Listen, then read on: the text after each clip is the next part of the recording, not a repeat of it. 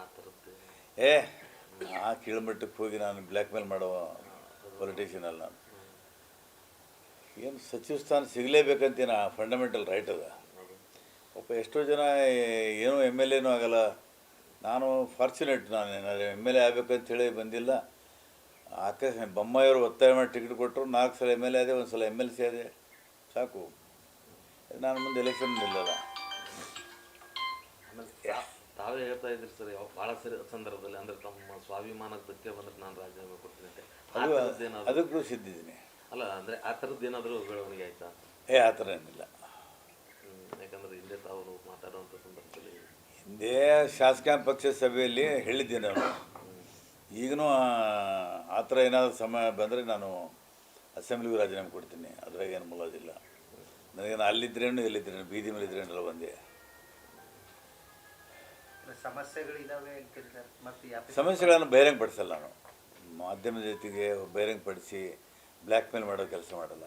CM ಹತ್ರ ಮಾತಾಡ್ತೀನಿ, ಮಾತಾಡಿ ಏನು ತಿಳ್ಕೊತೀನಿ. ರಾಜೀನಾಮೆ ಮಾತ್ರ ವಾಪಸ್ ತಗೊಳ್ಳಲ್ಲ. ಕೆಲವೊಂದು ಸಮಸ್ಯೆಗಳಿಗೆ ಕೊಟ್ಟಿರೋ ಸರ್. ಸಮಸ್ಯೆಗಳು ಸಂಸಾರ ಇದ್ದಲ್ಲಿ ಸಮಸ್ಯೆಗಳು ಇದ್ದಾವೆ, ಸರ್ಕಾರ ಇದ್ದಲ್ಲಿ ಇದ್ದಾವೆ. ಪರ್ಟಿಕ್ಯುಲರ್ ಅದು ಒಂದೇ ವಿಚಾರಕ್ಕೆ ಅಂತ ಯಾವುದು ನಿಮ್ಮ ರಾಜೀನಾಮೆ ಸಮಸ್ಯೆಗಳಿಗಾಗಿ ಏನಾದರೂ ತೂಗುಗತ್ತಿಗೋಸ್ಕರನ ಅದೇ ಕ್ವಶನ್ಗಳಿಗೆ ಇನ್ನು ಅರ್ಥ ಆಗಲಿ ನಿಮ್ಮದು. ಅವತ್ತು ರಾಜೀನಾಮೆ ಕೊಡ್ತಿದ್ದೆ, ಆದರೆ ಇದು ಆಫೀಸ್ ಆಫ್ ಪ್ರಾಫಿಟ್ ಇತ್ತು. ಮೆಂಬರ್ಶಿಪ್ ಹೋಗ್ತಾ ಹೆದರಿ ರಾಜೀನಾಮೆ ಕೊಟ್ಟರು ಅಂತ ಬರಬಾರ್ದು ಅಂತ ನಾನು ಇಸುವುದಕ್ಕೆ ಕಾಯ್ತಾ ಇದ್ದೆ. ಕ್ಲಿಯರ್ ಆಯಿತು, ಸಾಕಲ್ಲ.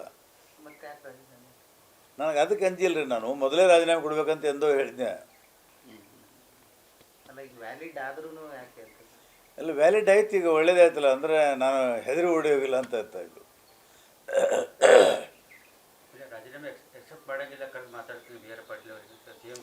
CM ನನ್ನ ಆತ್ಮೀಯ ಗೆಳೆಯರು ಹೇಳಿದ್ದಾರೆ, ಕರೆದ್ರೆ ಹೋಗ್ತೀನಿ.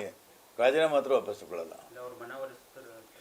ಏನು ಮನವರ್ತಿರ್ಕೆ, ಇಲ್ಲೇನು ಹಿಂದೂಸ್ತಾನ ಪಾಕಿಸ್ತಾನ ಜಗಳ ಅದ ಅಲ್ಲ, ಅಥವಾ ತಮ್ಮ ಸಲಹೆ ಸ್ವೀಕಾರ ಮಾಡುವಲ್ಲಿ ಏನಾದರೂ ನೋಡ್ರಿ. ಅದು ನನ್ನ ಆತ್ಮೀಯತೆಗೆ ಅದೊಂದು ಗೌರವಾನ್ವಿತ ಸ್ಥಾನ ಕೊಟ್ಟಿದ್ದರು. ನನಗಿಂತ ಅನುಭವ, ನನಗಿಂತ ಹೆಚ್ಚು ಅವರಿಗೆ ಆಡಳಿತದ ವ್ಯವಸ್ಥೆ ಬಗ್ಗೆ ಎಲ್ಲ ಗೊತ್ತಿದೆ. ಒಬ್ಬ ಸ್ನೇಹಿತನಾಗಿ ಏನೋ ನನಗೆ ಎಲ್ಲ ಮಾಡಬೇಕಂತ ಮಾಡಿದರು. ಏನಿಲ್ಲ.